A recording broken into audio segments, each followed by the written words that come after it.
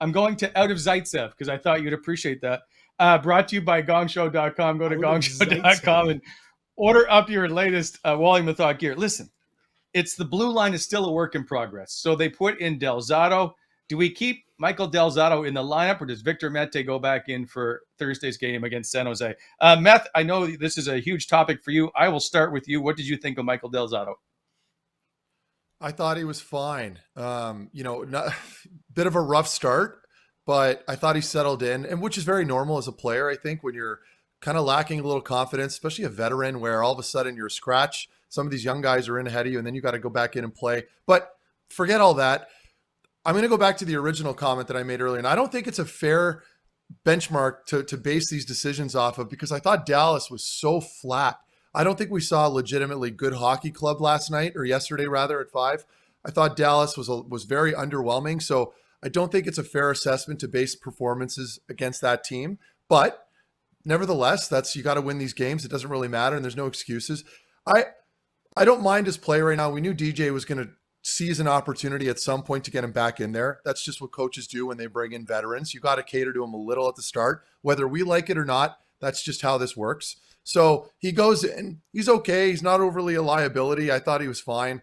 Zaitsev's game, I'm still very undecided with, because I know he works his tail off. He works very hard, but it just seems like there's not a whole lot of composure there. And I'm not saying he's got to lug the puck up and down the ice like Mete or Shabbat or any of these players, or even Brandstrom if he does happen to get called back up. I just think right now, my guess is the lineup's probably going to stay the same. They win the game. Coaches don't like to make too many changes when you're getting a little bit of success. So for now, you can probably expect more of the same going into Thursday. And again, this goes back to what we were talking about before the season started. I don't like, as a defenseman, dealing with a revolving door.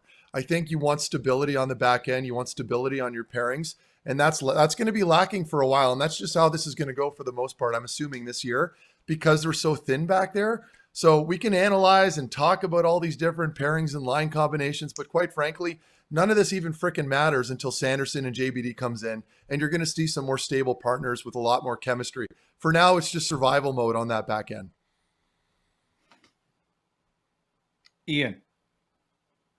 Yeah, you know what? I tend to agree. Like, it is going to be a bit of a revolving door. And, Mike Del Zotto yesterday, midway through the first period, had an egregious turnover. And he had a ton of time. Yes. Like, he had a ton of time behind his net, and he fed it right up the middle, and it ended up being a grade A scoring chance. I think it was for Joe Pavelski. But after that, he settled down, and I actually liked his game from kind of the second period onwards. He quarterbacked the second unit power play.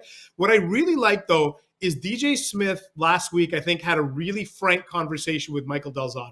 And what I like about this is Del Zotto went to DJ and said, I understand why you're taking me out of the lineup. I wasn't very good in preseason. Hey, what do I need to do to get better? And I think that matters, because if you scratch a veteran guy, you would know this, Matt. You scratch a veteran guy opening night and you don't have the conversation with him, it becomes like Babcock and Spezza, where you're like, I don't trust this guy. What's going on? Michael Del Zotto earned the right to at least have that conversation. And I think DJ Smith, being a former defenseman himself who was in and out of the lineup, when he understands. So he had the conversation. Del Zotto said, look, I wasn't good. I'll be better. So I suspect they'll come back with that same grouping. But I think unless your name is Artem Zub, Thomas Chabot, and Nick Holden, I don't think your spot is secured. I've really liked Holden so far, guys. Like, he's been really good. So I think the other spots seem to be up in the air. They do love Zaitsev. They do. They've given him an alternate captaincy here. I don't think he's really on the verge of being out of the lineup, right? They don't love him. He played 1806 last game, which was just above Michael Del Zotto's 1708. They are the third pairing now. But I think Love is he doesn't play any power. But he's still not. If he's that good, you put him in the lineup. Though. Like, DJ likes him. DJ likes Nikita Zaitsev. Yes, I don't think you can really argue that, especially because he's an alternate captain, right? Like that to me is a big endorsement of where he stands on the pecking order. But I think amongst Josh Brown, Mike Del Zotto, and Victor Mete, it's going to be a revolving door. But DJ doesn't want it to be. He wants one of those guys to step up and say, "That's my job, and I'm taking it, and there's nothing you can do about it." Like, I think he's looking for his Shane Pinto on the back end. Like, where's my Shane Pinto? Sure. Where's my Josh Norris? Yep. Where's my Drake Batherson? Where's my guy Artem Zub? Like, if there was a 3D printer that could just make another Artem Zub, then this would be fine. But I don't think is the technology there to create another Artem Zub using a 3D printer. I don't know, but that's what they need right now. Yeah.